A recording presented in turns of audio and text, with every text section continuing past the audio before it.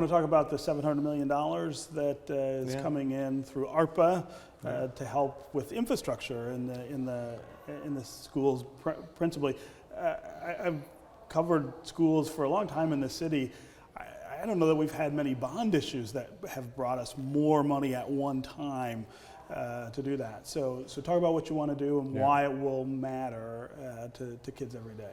Well, I think the biggest impact for children and staff will be air conditioning. You know, right now only about 20% of our schools have air conditioning, and people will say, oh, well, I went to school, we didn't have air conditioning. Well, it's 2022, and air conditioning is sort of part of our life. Right. And when you get into June and even certain months in August, or days in August and September, it can be hot. We have to close schools or go half days, and it gets uncomfortable when it gets warm. So that's a significant difference. But going back to neighborhood schools, investing in a brand new Pershing building, brand new Cody, building a new building in Southwest Detroit with probably an arts focus to feed into Detroit School of the Arts. So on a day-to-day basis, just buildings that are not going to disrupt learning around just better HVAC systems, better roofs, and sort of mundane day-to-day things that can be highly disruptive to learning.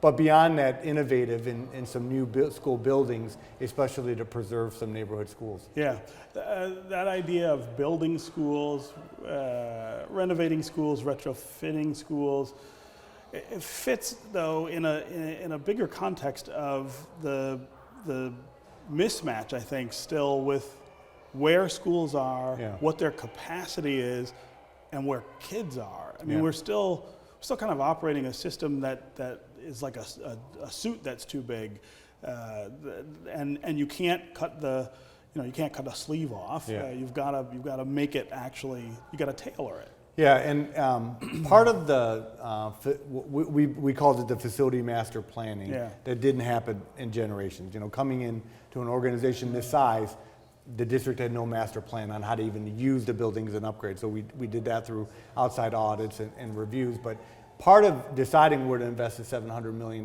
came through almost 2 months of community engagement. And part of the conversation was, we don't want to just take from the community, as was done during emergency management, but can we take and give something back in return that's better? So part of the plan, obviously the HVAC system and the new buildings got most of the attention, but part of the plan also is to phase out, I believe 6 to 7 schools. And that goes back to trying to right size the district. So not closing, because what we didn't want to do is just take children out of one building and put them somewhere else, because I think that just replicates sort of the sins of the past, but instead phasing them out. So not adding a kindergarten or first grade, and then as the kids get older, you're just phasing out lower grades. And if parents just opt out to go to a nearby school, then so be it. But part of this work is also right-fitting the district to population, and adding schools in higher level populations or growing populations like Southwest Detroit. Sure. And that's why we're building a new K-8 there. So, doing the hard, difficult work and making hard decisions, but doing it in a way that's sensitive to the community, and not just moving kids from one school to the other.